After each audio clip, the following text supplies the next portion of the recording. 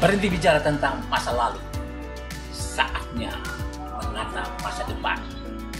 Bersama Ishak Rafiq, Direktur Eksekutif Masa Depan Institut.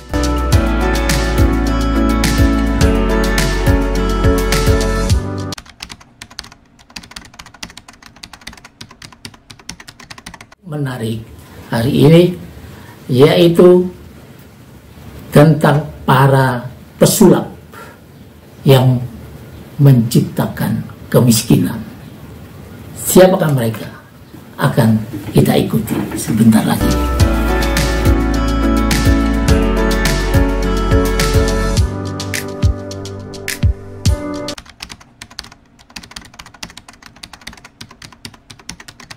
Pesulap dalam tanda petik. Orang-orang ini orang hebat, tapi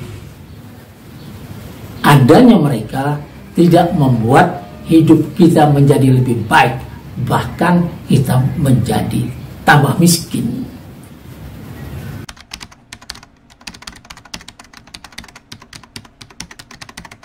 Ada 10, kita akan bahas satu persatu. Tapi ini baru yang berhubungan dengan batu bara. Batu bara kita tahu adalah sumber daya alam kita yang kata Undang-Undang Dasar 45 pasal 33 bahwa bumi, air, dan segala kekayaan yang terkandung di dalamnya dikuasai oleh negara dan dipergunakan untuk sebesar-besarnya kemakmuran rakyat.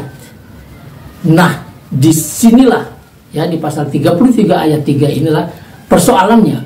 Apakah pemerintah berpihak kepada rakyat, artinya mengikuti undang-undang dasar ini, atau dia disetir oleh yang lain karena kemampuan orang-orang ini melobi dan undang-undang yang kita buat lebih liberal daripada yang seharusnya.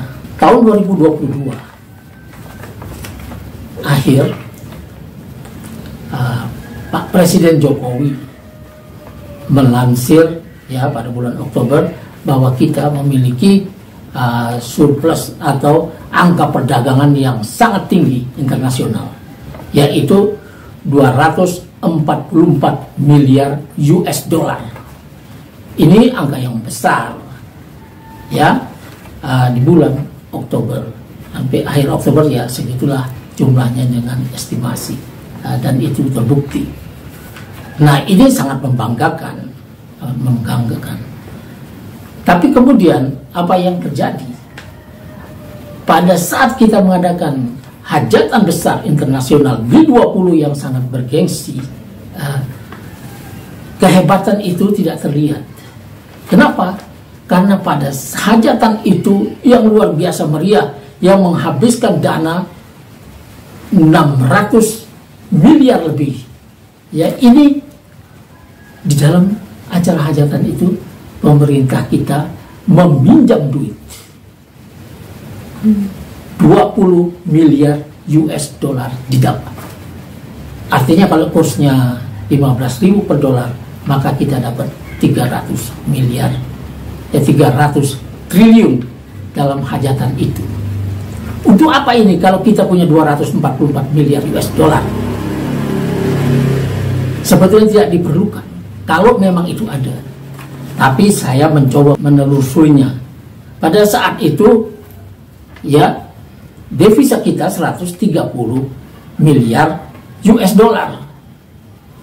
Cepat berkurang atau menipis sedikit kalau ada intervensi di Bank Indonesia, ya, Bank Indonesia melakukan intervensi supaya harga rupiah terhadap dolar tidak anjlok. Nah, di sini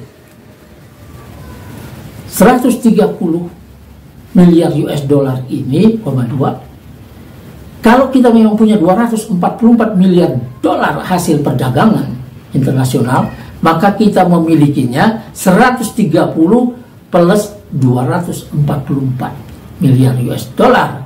Artinya sekitar 274 miliar US dollar kita punya. Tapi ternyata tidak begitu. uang itu tidak ada di BI, tidak menjadi cadangan devisa. Artinya apa? Kita cuma punya angka-angka. Nah, bila ini berjalan seperti ini, ya seperti yang sudah-sudah, maka ketika utang-utang kita jatuh tempo, baik utang konglomerat maupun utang pemerintah jatuh tempo, maka BI harus menyediakan dolarnya dengan membeli dolar dengan rupiah. Akibatnya nilai rupiah semakin hancur, semakin loyo terhadap dolar. Nah, kejahatan yang dilakukan oleh para pedagang batu bara, komoditas ini, CPO dan lain-lain ini adalah tidak menaruh uangnya di BI, dan nampaknya pemerintah tidak berdaya memaksa mereka untuk menaruh uangnya di BI.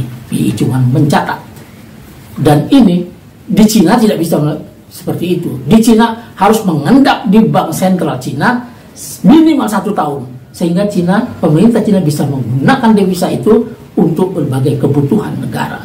Kita tidak bisa, dan akibatnya kita ya harus ada perubahan. 2024 adalah waktu yang tepat di mana kita boleh membicarakan masa depan bangsa dan negara ini lagi. Tidak adanya incumbent akan memudahkan itu. Maka nanti harus ada kontrol devisa. Itu yang pertama harus dilakukan oleh pemerintah baru.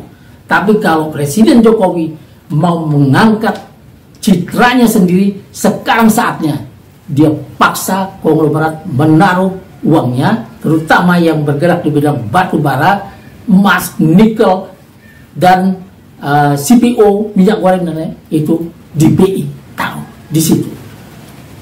Ini yang pertama. Jadi ada bahaya bila uang itu, dolar itu tidak berada di BI. Harga rupiah akan terus anjlok. Negara akan PLN dan Pertamina. Ya. PLN dan Pertamina ini ya merugi. Menurut Sri Mulyani Indrawati yang juga Menek BUMN Erick Thohir, ya sama, datanya sama. Ya, Sri Mulyani bilang bahwa Pertamina merugi estimasi 191 triliun atau 12,98 miliar US dollar. Dan PLN merugi 71,1 triliun US dollar. Akumulasi keduanya ini, bayangkan ada perusahaan yang memegang monopoli, menguasai pasar, merugi sampai seperti itu. Akumulasi keduanya ini 260 miliar US dollar. Jadi angka itu menghabisi ya itu semua perdagangan internasional kita, habis, kalah sama itu. Ya, kalau di sini ada permainan sangat berbahaya buat negara. Siapa yang bikin ini? Itulah yang saya bilang para pesulap, pencipta kemiskinan.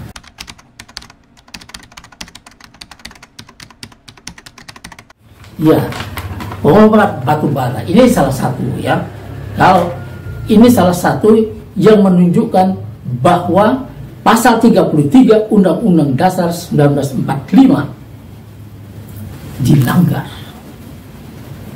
Ya, sehingga batu bara ini menjadi bencana buat kita yang seharusnya kita menjadi kaya raya. Ketika harga internasional melambung tinggi, harusnya kita makin kaya. Tapi apa yang terjadi? Ya, para konglomerat batu bara ini tidak mau menjual batu baranya di dalam negeri seperti harga lama. Harga lama ini sudah menguntungkan. Mereka mau menjual kepada PLN dengan harga internasional. Nah, kerugian yang dikatakan itu 71,1 triliun untuk PLN itu Karena kata Sri Mulyani Indrawati, ya Menteri Keuangan, karena PLN tidak menaikkan tarif pada saat harga batu bara internasional melambung tinggi, pernah sampai 400 ya dolar per ton, kemudian turun sampai menjadi 300. Tapi 300 itu pun adalah 3 kali dari harga lama. Harga lama itu sudah untung, dan ada kewajiban ya para konglo ini salah satunya batu bara ya, yang lain konglomerat yang lain, listrik swasta dan lain-lain, itu jangan-jangan orangnya sama, dan ini memeras kita menjadi miskin. Nah, ini tidak boleh dibiarkan ya. Nah, kalau mereka tidak mau memenuhi kewajiban dia di dalam negeri, memenuhi kebutuhan pasar domestik, maka tugas pemerintah menekan mereka, bukan membiarkan, malah mengusahakan agar pemerintah ya, orang wakil-wakil konglomerat ini, wakil-wakil oligarki ini di pemerintahan, malah mengarahkan pemerintah untuk tunduk kepada para konglomerat pencipta kemiskinan ini. Itu tidak boleh terjadi. Negara tidak boleh tunduk kepada siapapun. Tugas negara adalah melindungi rakyatnya, termasuk dari pemerasan semacam ini.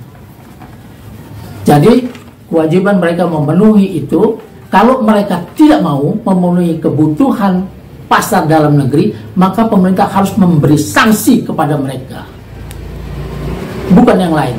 Di luar negeri itu setiap windfall, untung besar yang didapat oleh para pengusaha dan mungkin BUMN ya, itu dipajakin yang tinggi supaya negara tidak dirugikan. Jadi pemerintah boleh memajakin pada saat seperti itu, pada saat harga internasional tinggi, boleh dipajakin sampai 60%, sehingga 60% itu menjadi milik negara, dan dengan itu pemerintah boleh membayar dengan harga internasional karena uangnya sudah tersedia.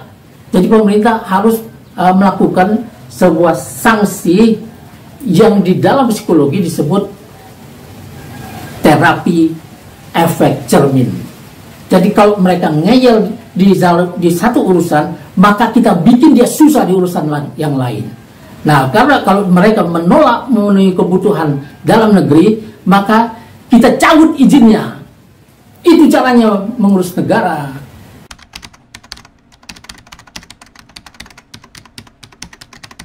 Abu Rizal Bakri, ya, sudah saya tulis di sini, sudah saya cari datanya. Ya, di antara 10 konglomerat besar penguasa batu bara ini, yang paling besar adalah Abu Rizal Bakri dengan Bumi Resources-nya. Dia memproduksi 81,1 juta ton batu bara pada tahun 2020. Tahun-tahun ini ya segitu. Ya, kalau harganya 300 dolar per ton, berapa duit ini setiap tahun yang dikeruknya? Dan negara dapat apa dari situ? Dia mempunyai lahan tambang di Kaltim, Kalsel, dan Sumatera Selatan.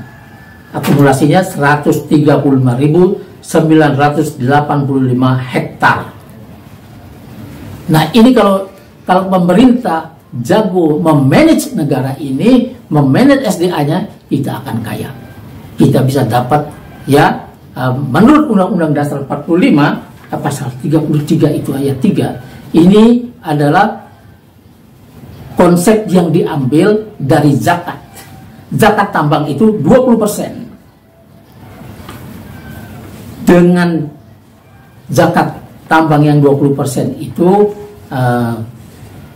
pemerintah tidak boleh memberikan semuanya kepada penambang apapun. Ya, ada 20% hak rakyat Indonesia yang sekarang ada dan yang bakal lahir. Inilah yang diambil oleh pasal 33 ayat 3. Supaya kita bisa menjadi juragan di negeri sendiri, bukan mengemis-ngemis terus, dan rakyat kesulitan membayar listrik, dan kalau telat 1-2 hari mau dicabut oleh PLN. Yang kayak gini yang dialami bangsa kita pada saat kita dapat windfall dari batu bara. Nah, ini tidak boleh dibiarkan. Kalau 20% buat rakyat Indonesia sudah ada di situ, pemerintah harus mengambilnya. Jadi kemudian yang bisa dibagi cuma yang 80% sisanya. Boleh 40-40, 50-30, 20-60, berapapun yang disepakati. Tapi hak rakyat Indonesia yang sekarang ada dan yang bakal lahir tidak boleh diambil oleh siapapun. 20% itu harus diwakili oleh seorang direktur atau komisaris independen dari rakyat yang mewakili rakyat. Tidak boleh diambil oleh siapapun. Dari situlah harus digratiskan, ya bisa digratiskan pendidikan rakyat, kesehatan rakyat, bahkan listrik dan airnya bisa gratis. Tapi karena bagian ini diberikan kepada konglomerat semuanya, mereka cuma bayar royalti, maka kita miskin. Kemudian pada saat mereka mendapat keuntungan besar, kita disuruh membayar listrik lebih mahal.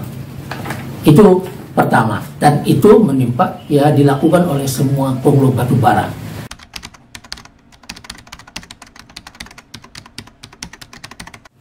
Fuganto Wijaya ini punya sinar emas, sudah terkenal, jagoan lobby dan lain sebagainya. Dia menghasilkan batu bara tiap tahun 60 juta ton. Lahannya ada 278.802,8 hektar. Di Kaltim, Kalteng, Riau, Jambi, Sumatera Selatan, Sumatera Barat, dan Queensland, Australia. Ini kecil lah, main-main yang di Australia itu. Kemudian dia menggunakan kendaraan Golden Energy Resources, DSSA Energi Utama, dan 39 anak perusahaan. Jadi pemerintah harus berani menghadapi ini.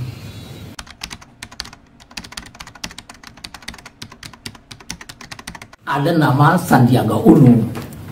Ini dia punya bendera, ya, PT Adaro Energi bersama Garibaldi, Boy Thohir, kakak Erik, ya, kakak Erik. Nah, di situ di Adaro ini ada juga Edwin Suryajaya. Nah, ini menguasai banyak. Ini Sandi adalah menteri di dalam kabinet. Saya menganggapnya sebagai wakil oligarki. Buktinya dia tidak melakukan apa-apa ketika rakyat diperas dengan cara ini, harus membeli batu bara PLN-nya itu dengan harga internasional. Ya, ini dia mempunyai lahan 54,50 intinya produksinya 54,53 juta ton tiap tahun.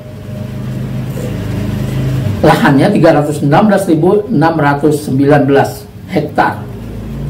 Di Kalsel, Kalteng, Kaltim, Sumsel, Queensland, Australia.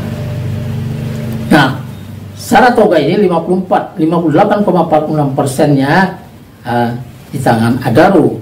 Sandi punya 21,51%. Edwin Suryajaya di sana Saratoga ada 65,82%.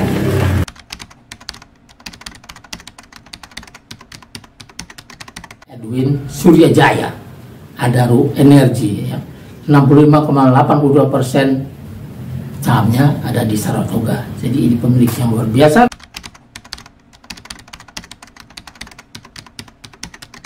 Garibaldi, atau yang lebih dikenal dengan Boy Thohir, ini kakaknya Menek BUMN Erick Thohir. Dia punya 6,8% di situ. Kemudian dia punya 43,91% di Adaro Strategic Investment. Ya, jadi ini ya menjadi terbesar di Adaro Strategic Investment.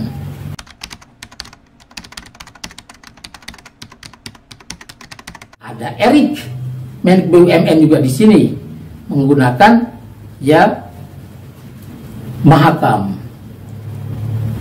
Ini Menek BUMN memegang, yang menguasai BUMN batubara yang punya kita, punya negara. Ya, ada Bukit Asam, PT Aneka Tambang dari Republika, ada radio ada ya segala macam yang di bawah kekuasaannya. Lahannya 25,15 juta, ya produksinya 25,15 juta ton. Masih lebih kecil ya punya negara ini dibanding dengan para konglomerat itu.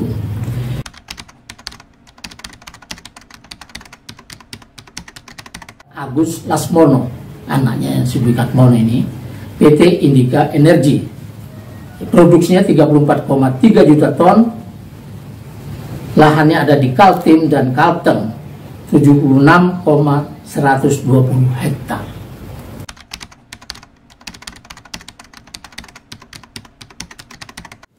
Lo Tuk Kyong, ya, dia menggunakan kendaraan PT Bayan Resources yang 55,2% sahamnya ada di tangan dia.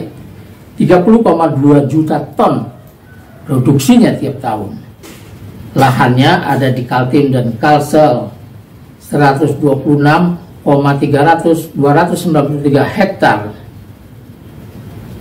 Dia kelahiran Singapura 17 April 48.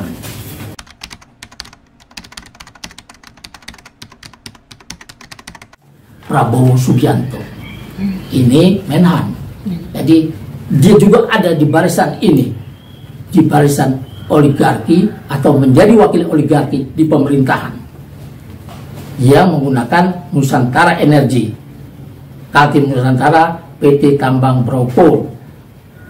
Lahannya di Kaltim 62,75 hektar.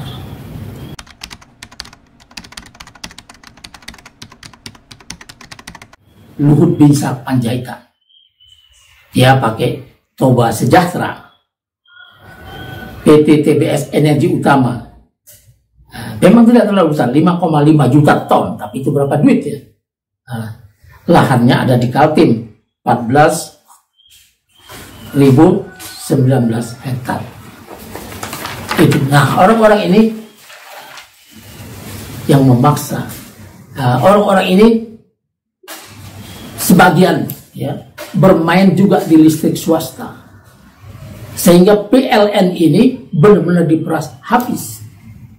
Harus ada pengaturan dalam tataran ini, sehingga setiap negara ini harusnya mendapat keuntungan, dan konglomerat yang mendapat keuntungan, rakyat harus mendapatkan kehidupan yang lebih ringan, yang lebih mudah.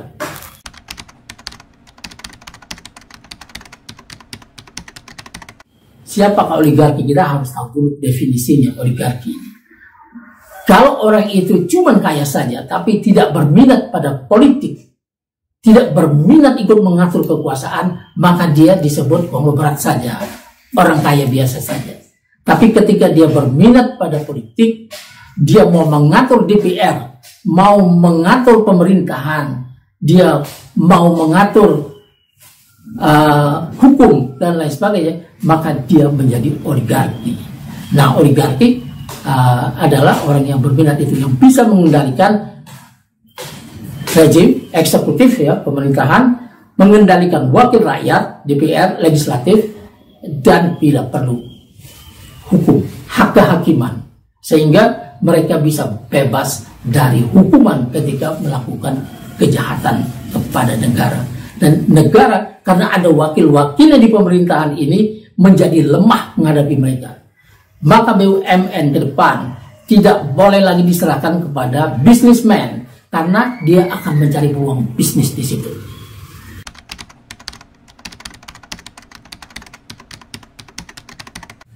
Pada dasarnya, semua yang mengikuti ini dari awal sudah bisa mengambil kesimpulan sendiri bahwa ada sesuatu yang harus dilakukan. Ada kelemahan pemerintah dalam menghadapi konglomerat, menghadapi oligarki. Dia bukannya mengatur mereka, tapi diatur. Pemerintah tidak mampu membuat mereka bisa memenuhi kebutuhan pasar domestik pada saat harga internasional mahal. Nah, kerugian yang harus ditanggung oleh PLN, oleh Pertamina ini ya adalah berdasarkan selisih antara harga internasional dengan harga di dalam negeri. maka selisihnya inilah yang dianggap kerugian ya oleh para konglomerat, opportunity loss. Jadi kerugian karena peluang meraup keuntungan itu habis karena adanya larangan ekspor misalnya.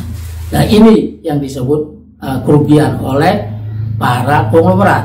Pemerintah menyebutnya ya ketika dia harus memenuhi ini, ya ketika mereka menolak untuk menjual di dalam negeri, cuma mau kalau boleh menjualnya dengan harga internasional, juga terjadi di CPO dan minyak goreng, maka kerugiannya itu disebut oleh pemerintah ya sebagai subsidi. Ini sangat kuno cara pengaturan seperti ini dan membahayakan rakyat secara umum.